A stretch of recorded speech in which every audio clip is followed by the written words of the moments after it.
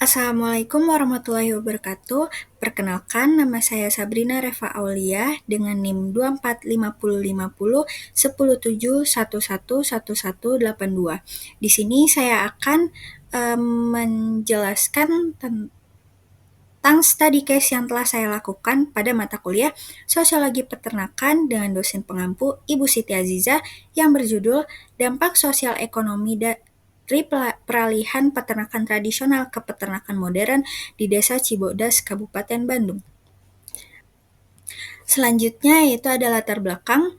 Latar belakang dari penelitian saya ini yaitu peralihan peternakan tradisional ke peternakan modern yang terjadi di Desa Cibodas, Kabupaten Bandung, didorong oleh rendahnya produktivitas dan kualitas hasil peternakan tradisional yang sulit bersaing di pasar global. Perubahan ini terjadi akibat rendahnya daya saing peternakan tradisional di pasar modern, tekanan dari harga pakan yang meningkat, kebutuhan standar internasional, dan tuntutan efisiensi memaksa perubahan sistem peternakan dalam memenuhi standar kualitas susu. Selanjutnya yaitu ada lembaga kemasyarakatan. Fungsi lembaga dibagi menjadi 4. Yang pertama, ada pengendalian sosial, dengan membantu memastikan bahwa warganya mengikuti aturan dan standar dalam praktik peternakan modern yang sesuai dengan nilai-nilai lokal dan peraturan resmi. Yang kedua yaitu ada pemenuhan kebutuhan dasar, dengan berperan penting dalam memenuhi kebutuhan dasar para peternak seperti menyediakan akses ke sumber daya ekonomi, peralatan, pakan, kesehatan hewan, dan bahan untuk pengelolaan peternakan. Yang ketiga yaitu ada sosialisasi. Dengan melakukan sosialisasi praktik peternakan modern, lembaga mengadakan pelatihan serta edukasi bagi para peternak tentang teknologi baru dalam peternakan. Dan yang keempat, ada menjaga identitas dan solidaritas. Dengan memperkuat identitas dan solidaritas dengan rapat dan kegiatan sosial. Selanjutnya yaitu ciri umum lembaga. Yang pertama ada memiliki kekekalan. Lembaga ini berdiri pada tahun 1969 dan memiliki tujuan untuk meningkatkan kesejahteraan para peternak. Lalu memiliki kelengkapan yaitu gudang pakan, fasilitas produksi dan distribusi, serta alat-alat pengolahan. Selanjutnya ada penerapan aturan tertulis dan memiliki lambang serta logo. Selanjutnya yaitu ada analisa fungsional. KPBS atau Koperasi Peternakan Bandung Selatan membantu para peternak beradaptasi dengan teknologi modern dalam peternakan, termasuk pelatihan penggunaan peralatan otomatis, pemanfaatan mesin pemeras susu, dan teknologi pakan yang efisien. Selanjutnya yaitu ada conformity. KPBS mengajak anggotanya untuk beradaptasi dengan norma dan nilai yang mendukung standar peternakan modern, seperti penerapan teknologi produksi dan pemeliharaan ternak. Lalu ada kekuasaan dan wewenang. Definisinya yaitu yang berkuasa KPBS Bandung sendiri dan yang dikuasai adalah anggota koperasi atau para peternaknya. Lalu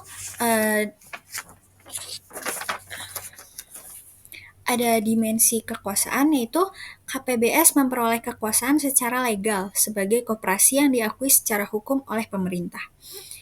Selanjutnya itu ada saluran kekuasaan. Melalui mekanisme koperasi seperti pelatihan rutin, penyediaan modal, dan penyuluhan, KPBS juga berhubungan dengan dinas-dinas pemerintah untuk mempertahankan posisinya. Lalu ada sumber kekuasaan yaitu dengan modal ekonomi, fasilitas, dan pengetahuan teknis.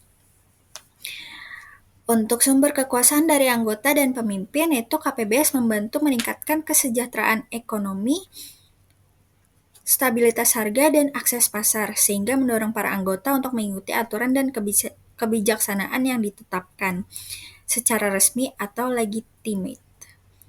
Lalu ada unsur kekuasaan yaitu trust atau kepercayaan, yaitu para peternak mempercayai KPBS dalam mengatur distribusi dan pemasaran hasil produksi mereka karena koperasi ini telah terbukti memberikan manfaat ekonomi dan stabilitas dalam pendapatan.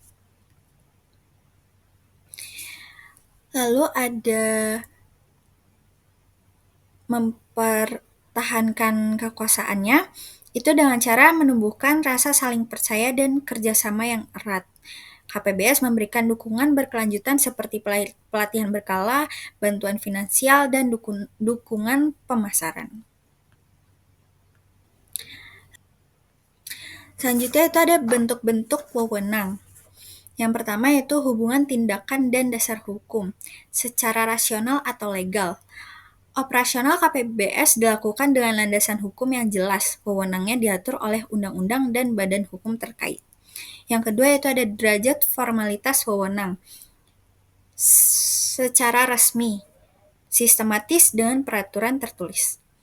Lalu ada sifat dan kelompok sosial. Ini secara teritorial. KPBS melayani peternak yang berada di kawasan Bandung Selatan. Lalu yang keempat ada wilayah wewenang. Wilayahnya sendiri itu terbatas.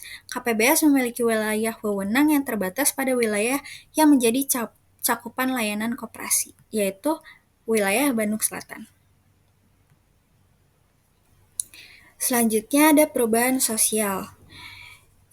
Yang pertama itu ada sumber perubahan sosial, yaitu ada teknologi baru. Penerapan teknologi peternakan modern seperti mesin pemerah susu otomatis dan sistem manajemen limbah. Yang kedua itu ada kebijakan pemerintah, regulasi yang mendukung modernisasi peternakan dan bantuan teknis dari dinas terkait. Selanjutnya itu globalisasi, tuntutan dasar global untuk produk susu berkualitas dengan standar internasional. Dan yang terakhir ada kebutuhan ekonomi, tekanan untuk meningkatkan efisiensi dan profitabilitas peternakan lokal. Selanjutnya itu ada faktor penyebab. Itu dibagi menjadi dua, ada faktor internal dan eksternal. Untuk faktor internalnya, pertambahan dan pengurangan penduduk. Migrasi tenaga kerja muda ke kota mengurangi jumlah tenaga kerja di sektor peternakan. Lalu ada penemuan baru, kemudian ada pertentangan dan revolusi ekonomi. Untuk faktor eksternalnya yaitu ada lingkungan alam, pengaruh budaya asing, dan juga peperangan ekonomi. Selanjutnya ada faktor pendorong. Pelatihan dan edukasi, akses terhadap teknologi modern, kesadaran pentingnya memenuhi permintaan pasar global, dan dukungan keuangan.